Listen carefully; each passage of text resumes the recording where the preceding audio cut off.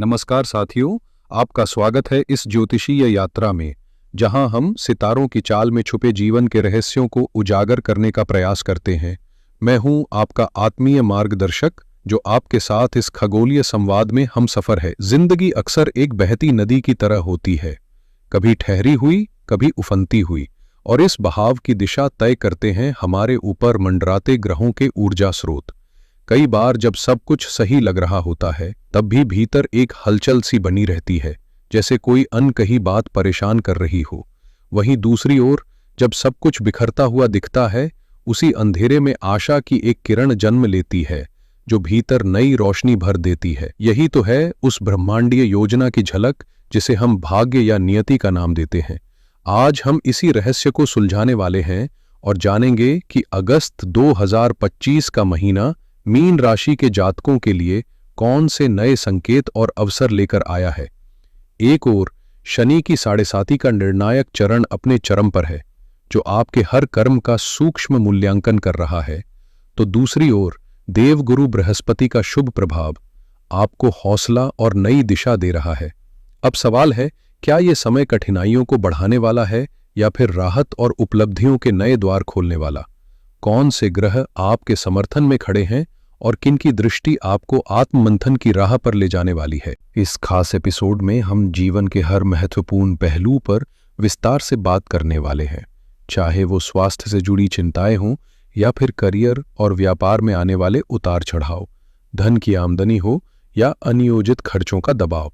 साथ ही हम ये भी जानेंगे कि आपके पारिवारिक रिश्तों की डोर इस महीने कितनी मजबूती से बंधी रहेगी, विवाह और प्रेम संबंधों में कैसी ऊर्जा प्रवाहित होगी, और छात्र जीवन से जुड़े लोगों को किन बातों पर ध्यान केंद्रित करना चाहिए।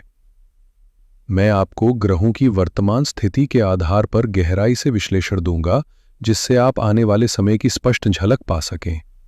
और सबसे अंत में इस वीडियो का सबसे प्रभावशाली हिस्सा होगा कुछ ऐसे अचूक और प्रभावशाली ज्योतिषीय उपाय, जो इस माह के संकटों को हल्का कर आपके लिए प्रगति और सफलता के नए रास्ते खोल सकते हैं। इसलिए एक पल के लिए भी दूर मत जाइए और इस ज्योतिषीय ज्ञान यात्रा में मेरे साथ अंत तक जुड़े रहिए।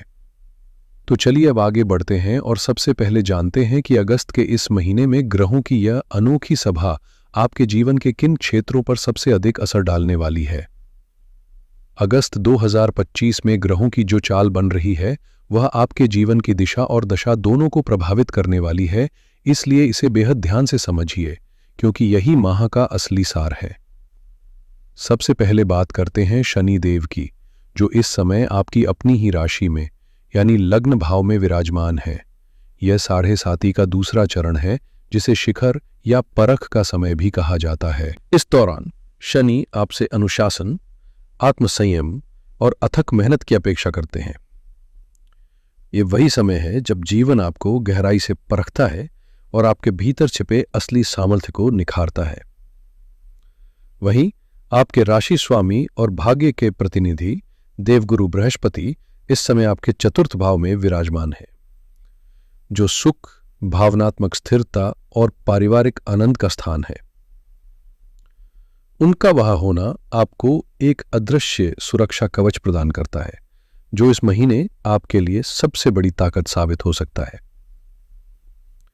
दूसरी ओर राहु इस समय द्वादश भाव में स्थित है, जो अनावश्यक खर्च, विदेश से जुड़े मामलों और मानसिक स्तर पर चल रहे अंतर्द्वंद को दर्शाते हैं।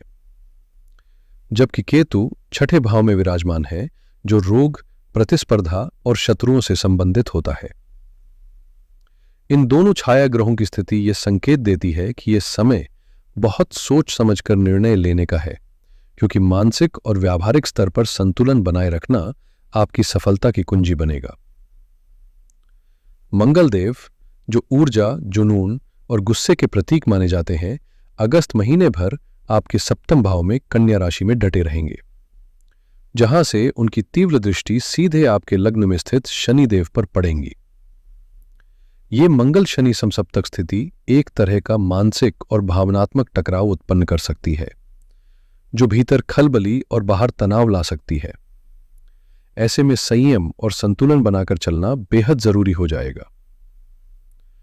अब बात करें सूर्य की, जो महीने की शुरुआत में आपके पंचम भाव में स्थित रहेंगे और फिर 17 अगस्त को एक अहम परिवर्तन करते हुए अपनी ही राशि सिंह में आपके छठे भाव में प्रवेश करेंगे। खास बात यह है कि वहां पहले से ही केतु विराजमान है, जिससे सूर्य केतु की युति से ग्रहण योग बन रहा है। ये दिन आपके लिए बेहद निर्णायक साबित हो सकता है, इसलिए इस तारीख को विशेष तौर पर याद रखें। वहीं आकर्षण, कला और विलासिता के प्रतीक शुक्र 2 अगस्त को पंचम भाव में प्रवेश करेंगे और महीने के अंतिम चरण में 26 अगस्त को छठे भाव में स्थानांतरित होंगे। बुध, जो आपकी वाणी, विचार और निर्णय क्षमता को प्रभावित करते हैं, वे भी इसी छठे भाव में रहेंगे और 11 अगस्त को अपनी वक्री चाल छोड़कर मार्गी हो जाएंगे। यानी आपकी सोच और संवाद में अब स्पष्टता लौटने लगेगी। तो ये थी इस महीने की ग्रह व्यवस्था की विस्तृत झलक, और अब हम जानेंगे कि इन खगोलीय घटनाओं का प्रभाव आपके जीवन के हर क्षेत्र, सेहत, करियर, धन, रिश्ते और आत्मिक संतुलन पर कैसे और कितना गहरा पड़ने वाला है। स्वास्थ्य की बात सबसे पहले करना जरूरी है, क्योंकि जैसा हमारे शास्त्रों में कहा गया है, शरीरम आद्यम खलु धर्म साधनम, यानी स्वस्थ शरीर ही जीवन के हर उद्देश्य को पूरा करने की पहली सीढ़ी है। अगस्त का महीना सेहत के लिहाज से आपके लिए मिले जुले संकेत लेकर आया है। अच्छी बात यह है कि आपके राशि स्वामी देवगुरु बृहस्पति सुख भाव में विराजमान है, जिससे आपकी रोग प्रतिरोधक क्षमता मजबूत बनी रहेगी और मानसिक तौर पर भी आप सकारात्मक बने रहेंगे। लेकिन साथ ही लग्न में स्थित शनिदेव की उपस्थिति को नजरअंदाज नहीं किया जा सकता। ये स्थिति आपको थकावट, आलस्य और मांसपेशियों या जोड़ों में दर्द जैसी समस्याओं से दो चार कर सकती है। खासकर घुटनों और पैरों में अकड़न की शिकायत संभव है। काम करने का मन न लगना और शारीरिक ऊर्जा का स्तर गिरना भी इसी प्रभाव का हिस्सा हो सकता है।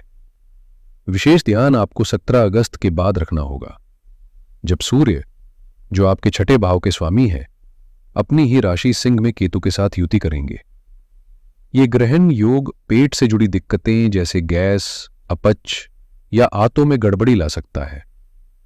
इसलिए इस पूरे महीने खान पान में संतुलन, नींद पूरी करना और योग प्राणायाम जैसे उपाय आपकी सेहत को स्थिर बनाए रखने में मददगार सिद्ध होंगे। इस महीने आपको पाचन से जुड़ी कुछ परेशानियां जैसे एसिडिटी, पेट में जलन या अपच का सामना करना पड़ सकता है, और इसी के साथ आंखों की रोशनी या हृदय से संबंधित मामलों में भी विशेष सतर्कता बरतने की जरूरत होगी। लेकिन जो सबसे ज्यादा ध्यान देने योग्य बात है वो है आपका मानसिक स्वास्थ्य। जब लग्न में शनि और 12वें भाव में राहु जैसे ग्रह सक्रिय हो तो मन में बिना वजह बेचैनी, अनजाना डर और निरर्थक विचारों की भीड़ लग सकती है। आपको ऐसा लग सकता है कि सब कुछ होते हुए भी मन खाली है, जैसे कोई अदृश्य बोझ लगातार मानसिक थकान दे रहा हो। यही है शनि और राहु का मायाजाल, जो भ्रम और चिंता का जाल बुनता है। ऐसे में जरूरी है कि आप खुद को इन मानसिक जटिलताओं से बाहर निकालें। मेरा सुझाव है कि इस पूरे महीने योग, प्राणायाम और ध्यान को अपनी दिनचर्या में शामिल करें। सुबह की कुछ शांतिपूर्ण घड़ियां प्रकृति के साथ बिताएं, पेड़ों के बीच चलें, गहरी सांस लें और मन को भीतर से सुकून देने की कोशिश करें। कुल मिलाकर आपकी सेहत कोई बड़ी चिंता का कारण नहीं बनेगी, लेकिन बार बार आने वाली छोटी समस्याएं अगर अनदेखी की गईं तो बड़ी बन सकती हैं। इसलिए सजग रहना ही सबसे अच्छा उपाय होगा। अब बात करते हैं आपके करियर और व्यवसाय की, यानी उस क्षेत्र की जहां आप अपनी मेहनत, प्रतिभा और सपनों को आकार देते हैं। अगस्त का महीना इस मोर्चे पर किसी रोमांचक रोलर कोस्टर राइड से कम नहीं होगा। जहां एक और बेहतरीन अवसर आपका इंतजार कर रहे हैं, वहीं दूसरी तरफ कुछ चुनौतियां भी आपकी परीक्षा लेने को तैयार हैं। अगर आप नौकरी पेशा हैं तो आपके दशम भाव के स्वामी बृहस्पति इस समय चतुर्थ भाव में विराजमान होकर अपने ही कर्मस्थान को दृष्टि दे रहे हैं, जो एक शक्तिशाली राजयोग बना रहा है। इसका अर्थ है कि आपकी समझदारी, सलाह देने की क्षमता और ज्ञान की गहराई कार्यस्थल पर आपको अलग पहचान दिलाएगी। आपके वरिष्ठ अधिकारी आपके योगदान से संतुष्ट रहेंगे और संभव है कि वे आपको कोई नई और महत्वपूर्ण जिम्मेदारी सौंपें। खास बात यह है कि इस समय आपकी कम्युनिकेशन स्किल्स बेहद प्रभावशाली होंगी। आप शब्दों से लोगों को आसानी से प्रभावित कर पाएंगे। लेकिन हर उजाले के साथ थोड़ी छाया भी होती है। लग्न में स्थित शनि की तीसरी दृष्टि आपके दशम भाव पर पड़ रही है, जो यह संकेत देती है कि काम के दबाव, समय प्रबंधन में कठिनाई या उच्च स्तर की अपेक्षाएं भी आपकी परीक्षा ले सकती हैं। इसलिए आपको इस महीने सतर्कता, संयम और स्थिरता के साथ आगे बढ़ना होगा, तभी यह समय आपके करियर में स्थायी सफल। शनि का प्रभाव जीवन में अक्सर विलंब और अड़चनों के रूप में सामने आता है, और इस महीने भी आपको ऐसा महसूस हो सकता है कि आप पूरी निष्ठा और मेहनत से काम कर रहे, लेकिन परिणाम या तो अपेक्षा से काफी धीमे मिल रहे या बिल्कुल वैसा नहीं जैसा आपने सोचा था। प्रमोशन या सैलरी इंक्रीमेंट की बातें अंतिम मोड़ पर आकर अटक सकती हैं, जिससे मन में निराशा आ सकती है। लेकिन घबराइए मत, ये शनि की वो परीक्षा है जो आपको मानसिक रूप से परख रही है। शनि ये देखना चाहते हैं कि विपरीत परिस्थितियों में आपका संयम और ईमानदारी कितनी मजबूत है, और जब वे फल देते हैं तो फिर किसी कोने कतरे में नहीं, खुले आकाश के नीचे सफलता की बरसात होती है। 17 अगस्त के बाद सूर्य और केतु की युति आपके छठे भाव में होगी, जो कार्यस्थल पर छुपे विरोधियों को सक्रिय कर सकती है। कोई आपके खिलाफ गलतफहमियां फैला सकता है या आपकी प्रतिष्ठा पर सवाल उठाने की कोशिश कर सकता है। इसलिए इस समय शांत रहना और विवादों से दूर रहना ही बुद्धिमानी होगी। व्यापारियों के लिए यह महीना अतिरिक्त सतर्कता की मांग करता है। सप्तम भाव में मंगल की स्थिति जहां व्यापार में ऊर्जा और तेजी लाएगी, वहीं शनि की दृष्टि इस जोश को टकराव में बदल सकती है। खासकर यदि आप पार्टनरशिप में काम कर रहे हैं तो आपसी मतभेद बढ़ सकते हैं। पैसे, रणनीति या अहम के टकराव से रिश्तों में खटास आ सकती है, जो व्यापार की स्थिरता को हिला सकती है। ऐसे में धैर्य, पारदर्शिता और परिपक्व संवाद ही इस समय को बिना नुकसान के पार करने की कुंजी होगी। मेरी आपको स्पष्ट सलाह यही होगी कि इस महीने कोई भी बड़ा फैसला अकेले ना ले, चाहे वो व्यापार से जुड़ा हो या निवेश से संबंधित। अपने साझेदार या भरोसेमंद सलाहकार से खुलकर संवाद करें और किसी भी मुद्दे को गुस्से या जल्दबाजी में नहीं, बल्कि धैर्य और पारदर्शिता से सुलझाने की कोशिश करें। विशेष रूप से निवेश के मामलों में सोच समझकर ही कदम उठाएं। भावनाओं के बहाव में आकर बड़ा आर्थिक निर्णय लेना इस समय भारी पड़ सकता है। आपकी वाणी इस महीने सबसे प्रभावशाली औजार हो सकती है या सबसे बड़ा नुकसान भी कर सकती है। इसलिए शब्दों का चयन बेहद सोच समझ कर करें। अब बात करते हैं आपकी आर्थिक स्थिति की, जो इस महीने कुछ असंतुलित रह सकती है। आय और व्यय का अनुपात ऐसा महसूस हो सकता है जैसे आमदनी अठन्नी, खर्चा रुपया वाली स्थिति बन रही हो। आपके 11वें भाव के स्वामी शनि इस समय लगन में स्थित है, जो दर्शाता है कि आमदनी के स्रोत तो बने रहेंगे, लेकिन पैसे की गति धीमी रहेगी। कई बार आपको अपने ही धन की प्राप्ति के लिए प्रतीक्षा करनी पड़ सकती है। किसी को उधार दिया हुआ पैसा फंस सकता है या किसी अपेक्षित भुगतान में देरी हो सकती है। वहीं दूसरी ओर 12वें भाव में स्थित राहु आपके खर्चों को अचानक बढ़ाने की भूमिका निभा सकते हैं। ऐसे खर्चे जो पूर्व योजना में नहीं थे, जैसे स्वास्थ्य से जुड़ी कोई आपात स्थिति, घर की मरम्मत या किसी अनपेक्षित यात्रा पर धन खर्च हो सकता है। इसलिए इस माह बजट को लेकर बेहद सतर्क रहें और अनावश्यक खर्चों को पूरी तरह टालने की कोशिश करें। अब बात करते हैं एक सुखद संकेत की, जो आपकी आर्थिक स्थिति और पारिवारिक सुख से जुड़ा है। चतुर्थ भाव में विराजमान देवगुरु बृहस्पति आपके लिए भूमि, भवन या वाहन से जुड़ी कोई बड़ी खुशी लेकर आ सकते हैं। यदि आप काफी समय से किसी प्रॉपर्टी को खरीदने या बेचने की योजना बना रहे थे, तो इस महीने ये सपना साकार हो सकता है और इसके माध्यम से आपको अच्छा आर्थिक लाभ मिलने की संभावना भी है। हालांकि यदि आप शेयर बाजार, सट्टा या लॉटरी जैसे अनिश्चित और जोखिम भरे क्षेत्रों में निवेश करने की सोच रही हैं, तो राहु के प्रभाव को नजरअंदाज ना करें। वो आपको जल्दी लाभ का आकर्षक झांसा देगा, लेकिन ये लालच भारी नुकसान में बदल सकता है। इसलिए किसी अनुभवी वित्तीय सलाहकार से राय लिए बिना कोई जोखिम ना उठाएं और अपने खर्चों पर पूरी तरह नियंत्रण बनाए रखें। इस समय समझदारी से किया गया प्रबंधन ही भविष्य की मजबूती बनेगा। अब जरा नजर डालते हैं रिश्तों की जमीन पर, जहां असली सुकून छुपा होता है। बृहस्पति की चतुर्थ भाव में मौजूदगी आपके पारिवारिक जीवन को संबल देगी। घर में सौहार्द, शांति और सामंजस्य का वातावरण बना रहेगा।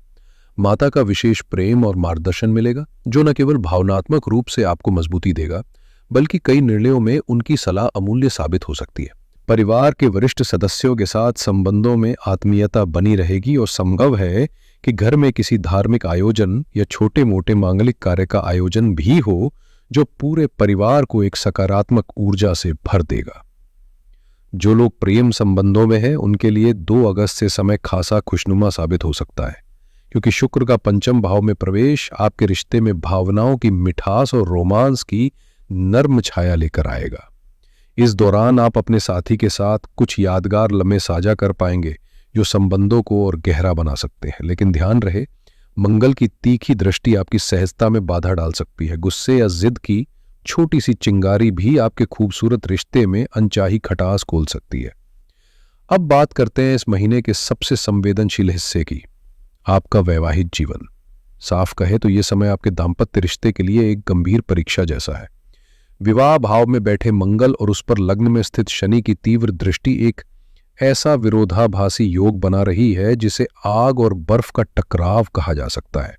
एक ओर ताव और आवेग, दूसरी ओर ठंडापन और कठोरता।